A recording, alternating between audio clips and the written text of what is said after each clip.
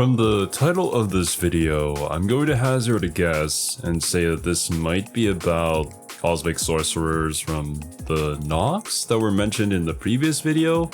Either that or could potentially pertain to the School of Magic. But of course, before we begin, please go leave a like and subscribe to Vaati if you haven't already.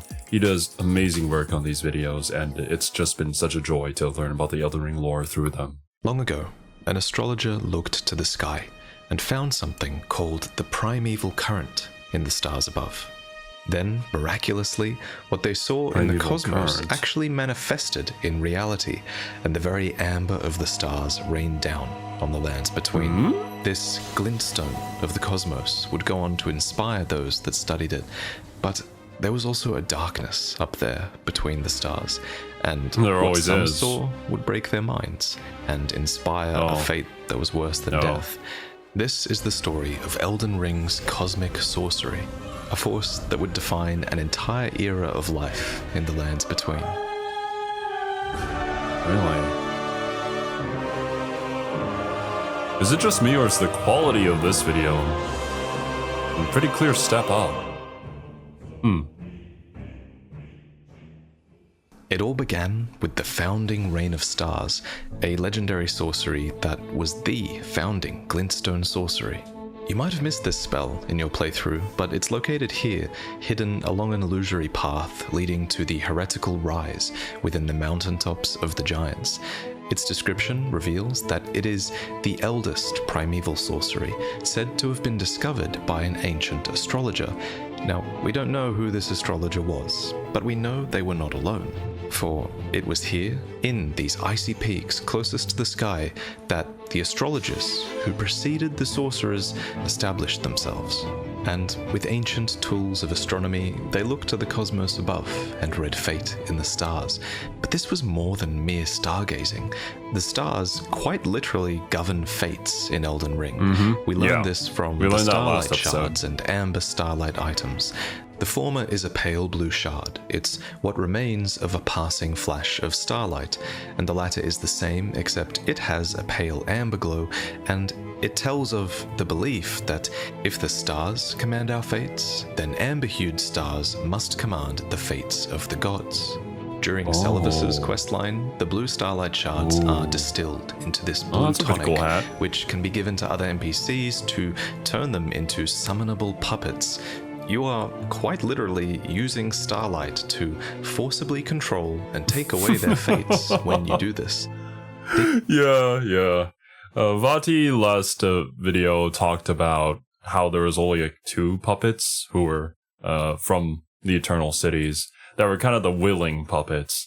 Every other puppet is kind of doing it against their will. And I believe even Radagon was kind of affected by this starlight shard because he was trying to repent for his previous antagonizations. These exact same intoxicating drafts had historically been used in the Eternal City, as is exemplified by the Night Maiden and Swordstress puppets, who actually chose this controlled fate for themselves, presumably so that they could better serve the needs of the Eternal City.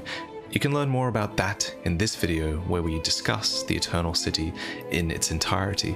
But the Nox of the Eternal City weren't the only ones that were drawing power from the stars in this way. The royal house of Caria, too, drew great power from astrology. The telescope item, for example, is actually a smaller part of a larger astrological tool that was once used by members of the Carian royal family for their own brand of Carian astrology that revolved around Renala and the full moon rather than the stars. But to most, the moon was not considered equal to the stars, and it was actually the stars that most would draw upon for their sorcery.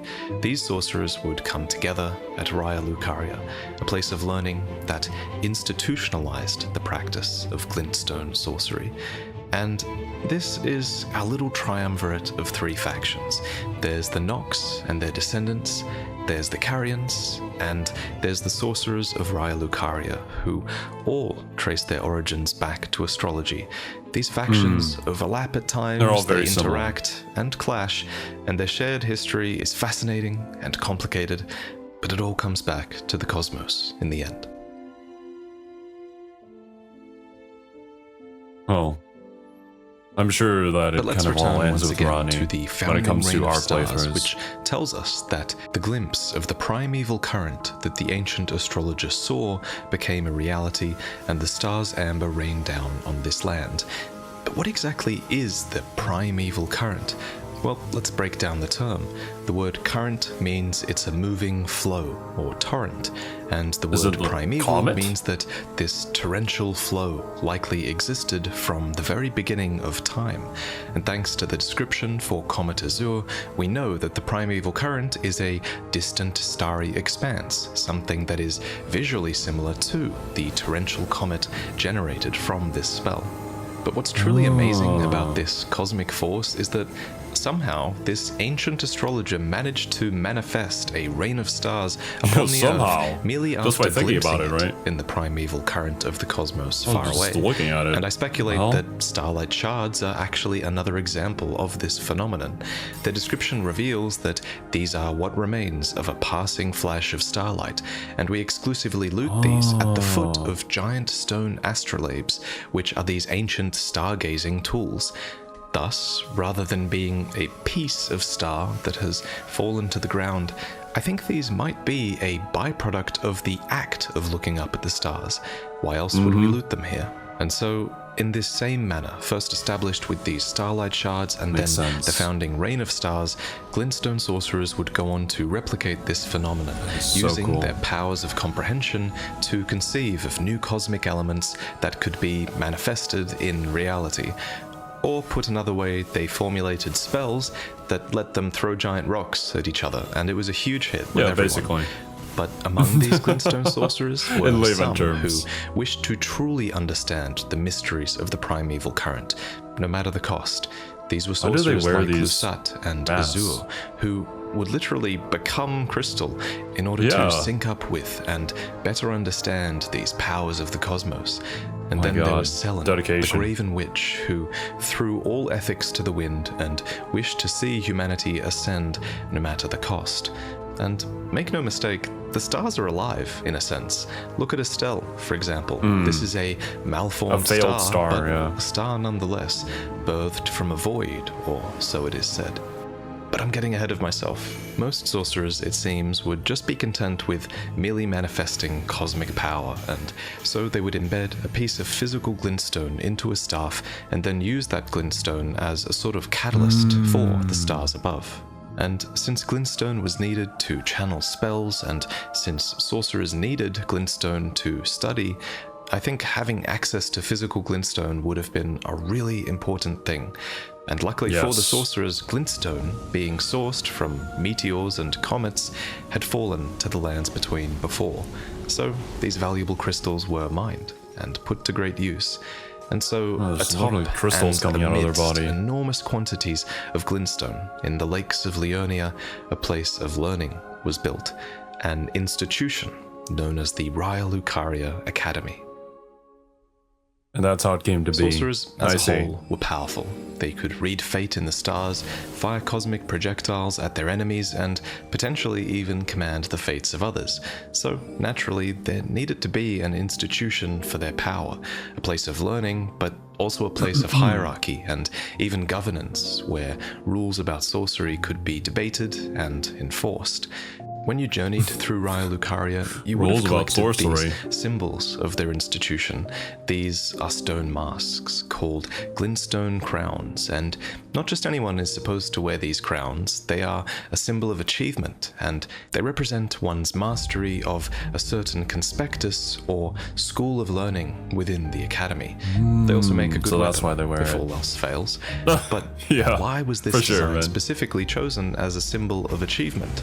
Well, according to many item descriptions, there isn't just life in stone, but there is a wisdom contained in stone as well. So their masks were crafted with stone and set with glintstone.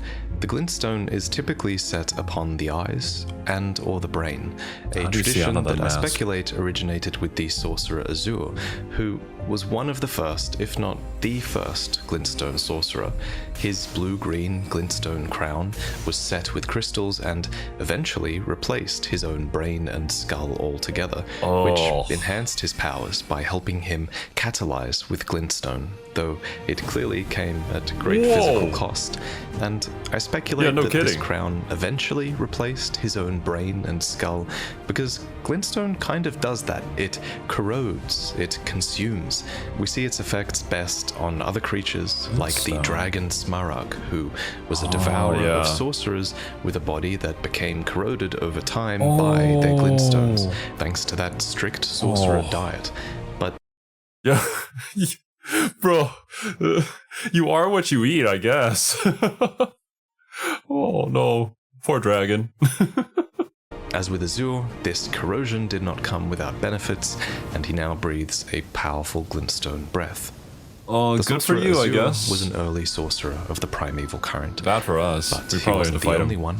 There was also the sorcerer Lusat, who experienced a similar glintstone convergence of body and mind. Together, these masters of sorcery each glimpsed a part of the primeval current. And from what I gather, the primeval current seems like the sort of thing that can only really be glimpsed once before it either breaks or terrifies the viewer. Azure and Lusat only have one primeval current spell each, after all. For instance, when Lusat glimpsed into the primeval current, he conceived of the spell Stars of Ruin as he beheld the final moments of a great star cluster, and upon seeing it, he too was broken. And when Azure glimpsed into the primeval current, he saw darkness and conceived of the spell Comet Azure, but was left both bewitched and fearful of the abyss. Both Azure and Lusat clearly had a prominent role at the Academy, but Azure specifically was the first founding glintstone sorcerer to have an impact upon Raya Lucaria, for there is a line of research called the Carolus Conspectus, dubbed the oldest of the Academy's lineages of study, begat by the sorcerer Azure. Sorcerers who follow in his footsteps by studying this conspectus pursue the mysteries of comets, leading to new kinds of comet sorceries like glintstone comet shard and shard spiral. Each conspectus appears to be named after a founding individual. These stone crowns are designed after actual people, after all, people you can see in the flesh upon their matching portraits in the Academy. So even though the Carolus Conspectus follow the path began by the sorcerer Azure, their conspectus of learning must have been sort of formalized by someone named Carolus. But as time went on, more conspectuses needed to be created as new lines of inquiry were discovered, and so logically, the Olivinus Conspectus should have been the second to be created, for this line of research is also concerned with the study of meteors in the primeval current, except this conspectus began with the sorcerer Lusat. Their spells study clusters of stars, with lesser spells like glintstone stars and star shower, all echoing the great Stars of Ruin spell that originally broke Master Lusat. Lusat and Azure were true masters at the Academy, after all. They were actually dubbed Grandmasters, specifically, with special robes that reflected that, and it seems like no one ever went on to achieve such a rank or sacrifice as much as they did. I mean, would you want to?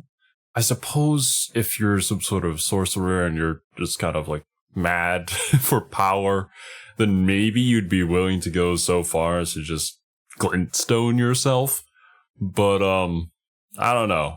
I'm not for this kind of life. Literally replacing my brain with glintstone it's a bit much. With how their minds have kind of like broken from seeing the primeval current, it makes me think of, kind of like Eldritch horrors a little bit. But I suppose in this instance, it's probably more like, you gaze into the infinite depth of space and just that absolute void can probably make any human go mad. But of course, it's kind of worth the risk for them, because then you obtain like untold power. And they sacrificed a lot They can barely even move for sure, anymore. Man. And when Selen talks about them, she talks about their bodies rather than a traditionally living person. Perhaps they've actually ascended to a higher plane of existence.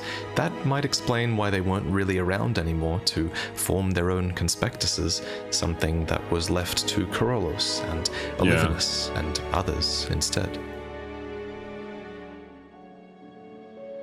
With such enigmatic founders, many dedicated themselves to the study of glintstone, taking vows of virtue and austerity. In return, they received the deep blue robe of Raya Lucaria and were able to study on its grounds. Some nobles of Leyndell were even permitted to study here clearly, though their meagre accomplishments never warranted them earning a stone crown, and fittingly, you only see them casting glintstone pebble in-game. To assist in their learning, a powerful spellcaster would often go and cast a spell called Terra Magica from the tallest belfry of the academy. This sigil would be cast with such strength and allow for such a vivid experience of spellcasting success that it turned many a fledgling into a true sorcerer in a flash of understanding. But not all learning took place at the academy. That's all it takes? In fact, a couple of signature spells were specifically given to those who departed from the academy to embark on journeys. Starlight is a spell that guides such sorcerers in dark places, and it reads, even during the blackest nights, sojourns underground, or imprisonment in jail, the stars are never far from a sorcerer's side. And then there was Glintstone Arc, which would allow these fledgling sorcerers to cleave through the ranks of the fools that would outnumber them on their journeys. Such journeys were encouraged by the Academy. There was even a conspectus for this practice called the Hierodus Conspectus, with a crown that was granted to scholars who engaged in nomadic study away from the Academy. In-game, this crown is worn by errant sorcerer Wilhelm, who fights with night sorceries and wields the Staff of Loss, which enhances night sorceries. This staff doesn't even have a glintstone embedded in its tip, and supposedly it can only cast night sorceries as a result. That's how important asceticism was to some sorcerers, and they believed that it was a powerful path towards discovery. This conspectus also seemed to see value in depriving the senses. The crown of Hierodus is blindfolded, that's why. After all. I see. We see this same practice of veiling the eyes down in the Eternal City as well. And you're the right. Nox's descendants were of course accomplished practitioners of night sorceries, which seem to be thematically tied they also to don't have this blindfolded, ascetic embrace of the void. Moving on though, this habit of sending fledgling sorcerers away must have posed a bit of a problem, however, as when war broke out in the lands between, Raya Lucaria would close and seal its gates, preventing access to most, including its journeying fledgling sorcerers. So they the were only just way to get back inside screwed. Was to use a glintstone key to activate and they don't the have one, magic do they? within the seals. These keys only seem to belong to accomplished sorcerers, and they remember their users, meaning that thieves or bluntstones like Can't Thops even use could them. not get inside. In the current age, Thops mentions that the Academy closed its gates after declaring that they wouldn't interfere with the shattering. Now, this suggests to me that the Yeah, I never even noticed. Thops is wearing the blue robes of the Academy, right? So I guess he's just a chill dude. Because from what I know, when you go to the Academy, everybody just gotta attacks you. Academy might have had a bit of a habit of striving for a sort of neutrality or indifference in world affairs. Indeed, they had developed an entire conspectus who sought power in order to quell conflict. These were the battle mages of the Heimer Conspectus, who wielded stone clubs and spells of cannon and gavel. A gavel is commonly used as a symbol of judgment, but rather than interfering with outside affairs, I believe the Heimer Conspectus mainly functioned as the Academy's judiciary. Their crown is even blindfolded, which is widely regarded in the real world as a symbol of unbiased justice. Oh, you're right, the Lady of Justice statue. Oh, there's so much symbolism in everything. Sometimes, whenever I'm reacting to these videos, I try to catch things before Vaati says them, just trying to look at particular designs, but Man, there's just so much that it could possibly connect to. And even though a lot of these details are like obviously blatant to anybody just like observing them closely, it's not like the connections are. So yeah, massive props to Vaati and really like all the Elden Ring lore channels out there who kind of figure all this out. Their preparedness for combat, the Heimer Conspectus were cited as being the only ones who dared to venture outside whenever war had broken out. And just like the blindfolded members of the Herodes Conspectus, the battle mages of Heimer believed that seclusion was no way to foster discovery, and instead believed that it was only a convenient form of escape. That said, we do find sorcerers of other conspectuses outside the academy as well, though you can sort of infer that they're a bit wary to be away from home because they're often accompanied by marionettes. The marionettes are dolls, constructs that were crafted and animated by the sorcerers who are their masters. There are a couple of variants. There's an avian variant with curved swords that can fly and throw fire pots, and then there's the typical marionettes with spiked spears, short swords, and short bows. Lots of short bows. These will commonly drop down upon you in ambush, and while they like to go a bit ballistic, they do act as crudely effective support for a ton of the sorcerers that you'll meet in-game. You'll even find a few of these down in the Raya Lucaria Crystal Tunnel, where glintstone miners are hard at work extracting glintstone and ore. These miners don't use conventional tools though. Instead, they mine with a digger's staff, embedded with a glintstone, casting spells such as Shatter Earth or Rock Blaster. I mean, it is giving off that same kind of effect of all the star or cosmic spells that everybody's been casting. Just the neat consistency with the visual effects as well. Fascinating little detail here though is that these mining spells carried enormous stigma at the academy because they marked their user as a failed scholar, perhaps as someone who had to turn to menial labor, lacking the intelligence to pursue the complex mysteries of the cosmos. Does that mean the miners are, well, used to be like students who couldn't achieve mastery over the cosmic sorcery? Indeed, the Overseers attack by crushing scraps of glintstone rather than with any advanced sorceries. At the end of the crystal tunnel is a crystallian, an inorganic being that was hewn from crystal long ago. But these are more than mere constructs. They are ancient and even possess a faint sort of intellect dubbed the wisdom of the stone. Long ago, they even made a concord or an agreement with the Carrion royal family. We don't know the nature of this agreement, but some can be found chilling upon the moonlight altar, allowed to stay in close proximity to their crystals, perhaps. And for their part, we do know that the Crystallians did teach the Carrions a spell called Magic Downpour to mark the occasion. And Raya Lucaria sought kinship with these beings as well, for they are close to the ideals of the primeval current, and so are revered guests of the sorcerers. The best example of this might be down in the dimly lit Academy Crystal Cave underneath Raya Lucaria, a crystal cave that is not mined, perhaps out of respect for the Crystallian duo at the end of the tunnel. There are even living quarters down here, and I suspect these belong to a group of sorcerers called the Crystal Cadre, which was a group that was founded to research the wisdom of stone possessed by the Crystallian. However, just like the primeval current, these sorcerers clearly don't have all the answers on these beings. They call them inscrutable, and note that they have but one clear purpose, and that is to safeguard their crystals unto the end. Though there is one theory on these beings, and it's that they are waiting, yearning for the return of their creator, who will carve for them new brethren. A few sorcerers down here near the Crystallian are in possession of the Twin Sage Helm, which marks them as members of the Twin Sage Conspectus. These were the elites of the Academy, permitted to study and excel in sorceries of all kinds, and I assume it was these members, these elite members, who would climb out of this cave and cast the legendary Terra Magica that would cover the entire Academy's grounds from this tall belfry that we mentioned earlier. But the Twin Sage Helm wasn't the only mark of a proficient scholar. There was also the Witch's Glintstone Crown, which was granted to a scholar who excelled in her studies, which also merited the title of Witch. And again, you can see most of these conspectus portraits hanging in Raya Lucaria.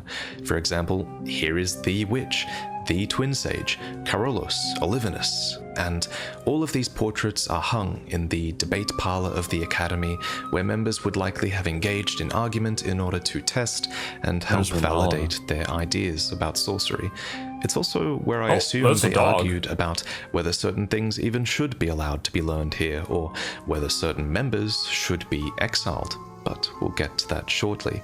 Because first, the final conspectus that we haven't yet mentioned is the Lazuli conspectus. These sorcerers studied lunar sorceries, a quote-unquote heterodox pursuit that views the moon as equal to the stars, with a robe coloured in the hue of the full moon, which signifies their heresy. And of course, these sorceries include many signature spells of Caria.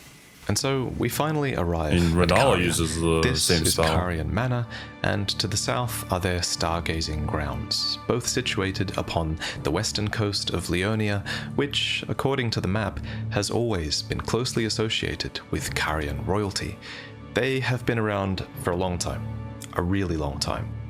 Specifically, Caria traces its roots all the way back to the ancient astrologers that existed alongside the fire giants. This is most apparent when you're looking at two items. First, the Sword of Night and Flame, which became a storied sword and treasure of Caria Manor. It was clearly crafted to commemorate the astrologers' early experiences with the primeval current and their shared experiences with the fire giants as well. And the fact that Caria inherited this sword suggests that they trace their ancestry back to the time of this sword. And actually, question. Is the ability to use magic restricted to the class that you select at the beginning of the game? Or maybe it's just kind of like a proficiency kind of thing, but yeah, you could use it depending on maybe specific items or requirements that you've met, but otherwise it's probably not as good as like a dedicated spellcaster. Then there's the Stargazer heirloom, which tells of the rise of Caria as a house of royalty through Renala and her full moon. The young astrologer gazed at the night sky as she walked.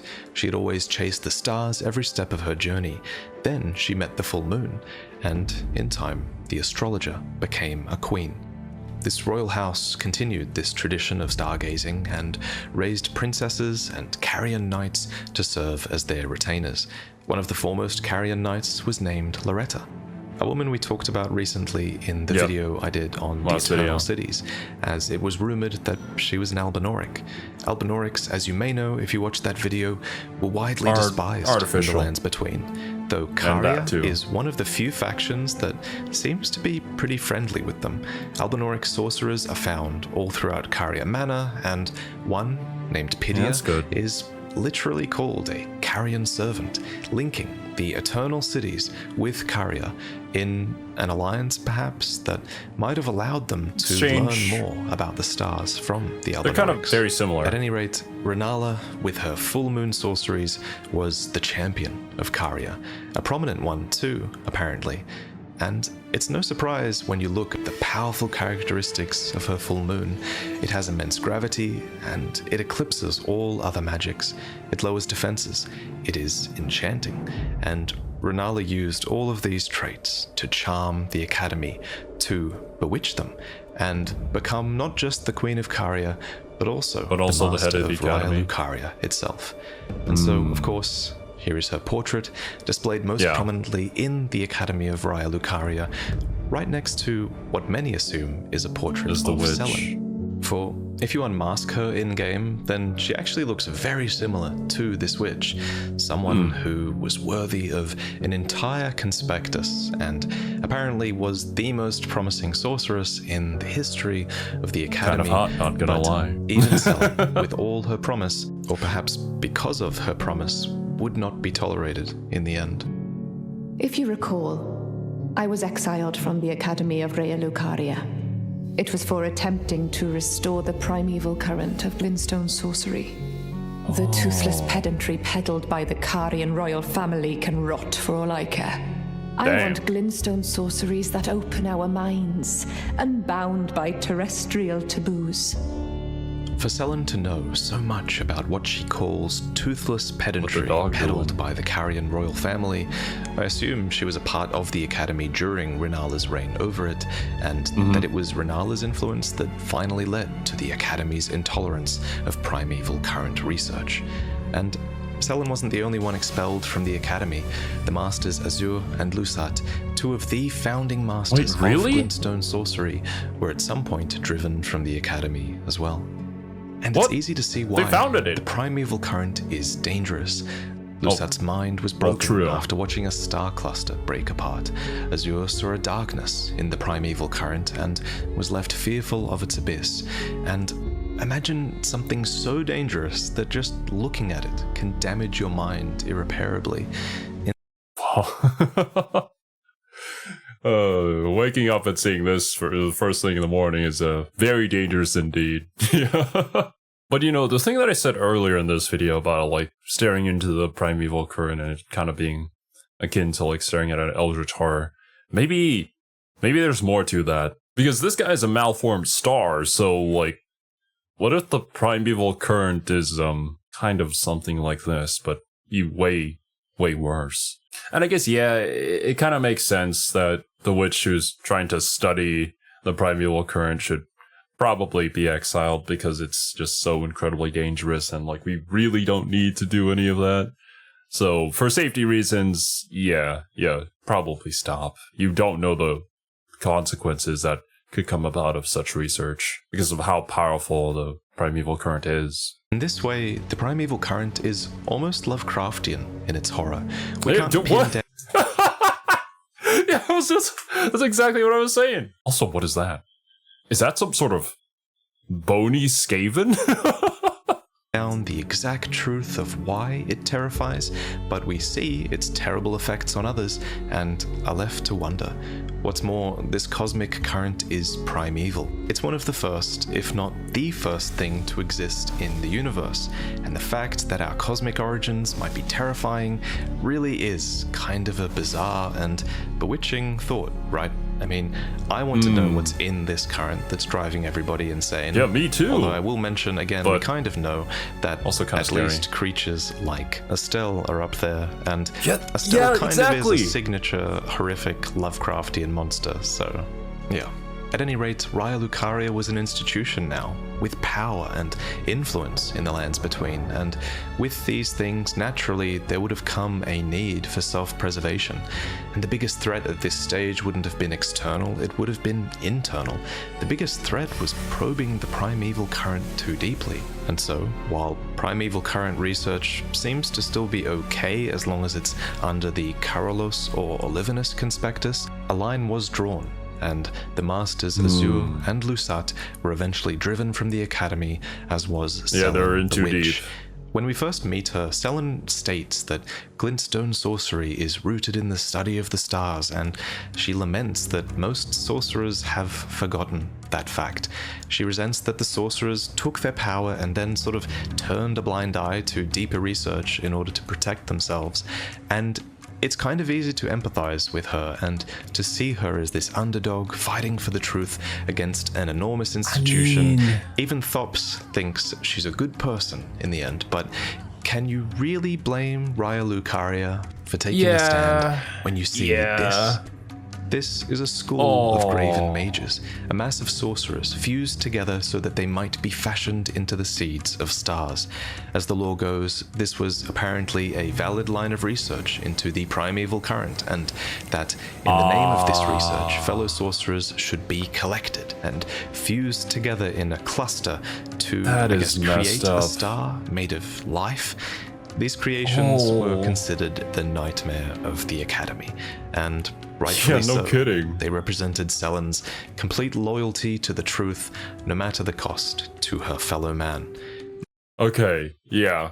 It makes a lot more It makes a lot more sense now that we have like an actual example of how such research would go. So, yeah, probably stop.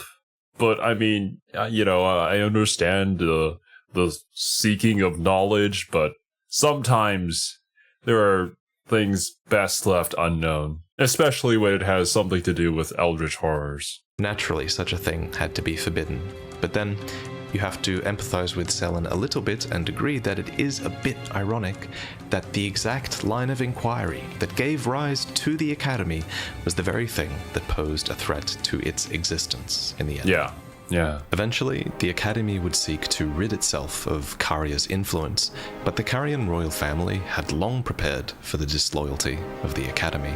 There's a reason why the Carian Knight's shields are extremely magic resistant. There's a reason why there are many spells based on a policy of Carian retaliation, where magic can be absorbed and then turned back against its caster. There's a reason why their knights were specifically sworn to the moon, not the stars. Renala, as a proficient astrologer, might have even foreseen the eventual disloyalty of the Academy, although that's just speculation. The stars and fate. But before that, there was another war that would come first. A war against the Champions of Gold, which Caria was extremely prepared to face as well. The Order of the Erd Tree had conquered fire giants, the Storm Lords, and Caria and the Academy were next, it seems. Led by Radagon, who we now know was a part of Marika, a great war began. But here, the Order of the Erd Tree actually met their match.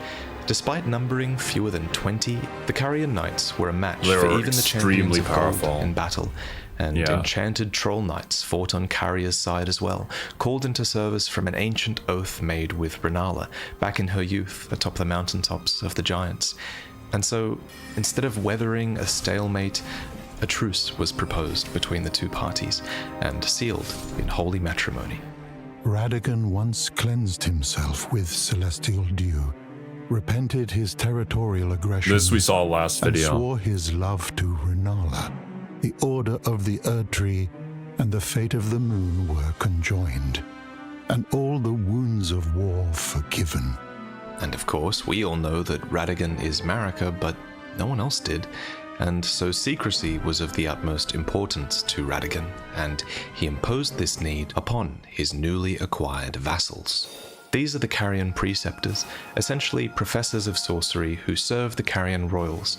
They wear these blue robes embroidered with cosmic designs, which is a reference to Caria's astrological heritage, surely. But when Radagon married Renala, he ordered the Carian preceptors to wear an additional piece of attire, a mask with the mouth sewn shut with gold thread in that signature crisscross pattern that is emblematic of Radagon, to make it clear that all their matters were to be kept strictly private. For of course, Radagon was hiding something that might be able to be seen if anyone looked at him too closely.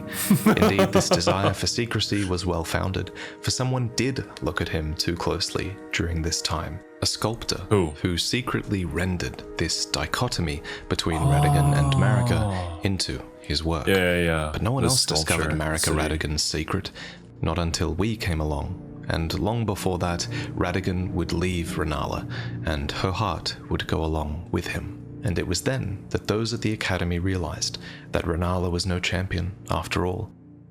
When we see her, we realize that she was likely left quite witless and innate after this loss of Radagon, and so it was no surprise that the Academy took this chance to rebel against the Carian royals. With Renala essentially held hostage and safely locked in their grand library, the Academy went to war with Caria, focusing their assault upon Caria Manor, for that is where a siege commemorated by this graveyard of swords took place. The enchanted soldiers who fought on behalf of the Academy were named the Knights of the Cuckoo, wearing red and blue surcoats that depict their namesake and carrying shields that boasted high magic damage negation. They were explicitly purposed as mage hunters and have been quoted as stating, "Our enemy is none other than Caria itself." They also throw Albinoric pots, which reference the torture of Albinorics and the hatred of Albinorics that the Cuckoos have. And again, the Albinorics are found throughout all Caria, so these Knights of the Cuckoo were fighting against some true enemies here. But despite some of their descriptions saying that the Cuckoo Knights were sworn to the Academy, I think that's actually just wishful thinking by Raya Lucaria. The scholar's armament and shield spells, for example, were actually spells that were, quote-unquote, taught to the Knights of the Cuckoo as payment for their contract. So they were getting paid So to they're just fight, mercenaries. and learning these low-intellect spells suited them because they were not proficient sorcerers. For example, instead of casting spells, they would crush broken clumps of glintstone, dubbed faux sorceries or fake sorceries by the Academy. But most telling about their loyalty is the Cuckoo Knight armor, which says, its left breast is emblazoned with a peering cuckoo, whence came their name, which straight up admits that perhaps the bird's shrewd gaze is an expression of their refusal to be mere servants of the Academy.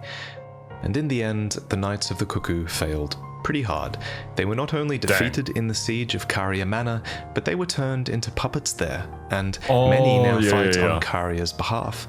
We get an idea of how much they must resent this when they somehow break free and confront Pidia, a Carian, an Albinoric, and a mage. 3 things that they absolutely hate. Despise. But unfortunately, guys, that's where I have to leave things for now. There's an entire summary I also wanted to do about we have plenty of videos Celia, the town of sorcery as well. But honestly, I feel like Celia is very difficult to speculate on and puzzle out. So considering how long that would take to put into words, I think it might have to wait until another video. But please subscribe, because I will talk about it eventually. Definitely. Go and subscribe to Vaati. I think I'll also give Selen her own Prepare to Cry episode as well. Hers is going to be amazing. There's some good things ahead, as always. Special thanks to Quelag for reviewing the script, and of course to Misspap1, who did all of the incredible visuals so that's how in this video. He's a true master, and I'm lucky to be working with him. But I've seen so many people get crushed by it. Thank you for watching. I feel like we've barely scratched the surface of Elden Ring, and yet I'm still so incredibly amazed by the fact that they have all these different schools of magic, an entire history behind it, and it's just like one location in Elden Ring. Like, all of this deep dank lore could be there for like a pretty good game about you know, exploring this abandoned school. Well, it's not really abandoned, but a school of sorcery, and like discovering its history. Oh, there's just so much you could do with just that alone. But you know, nah, it's just one part of the game. But yeah, once again, incredible video. Don't forget to subscribe to Vaati. Thank you so much for watching, and I'll catch you guys in the next one.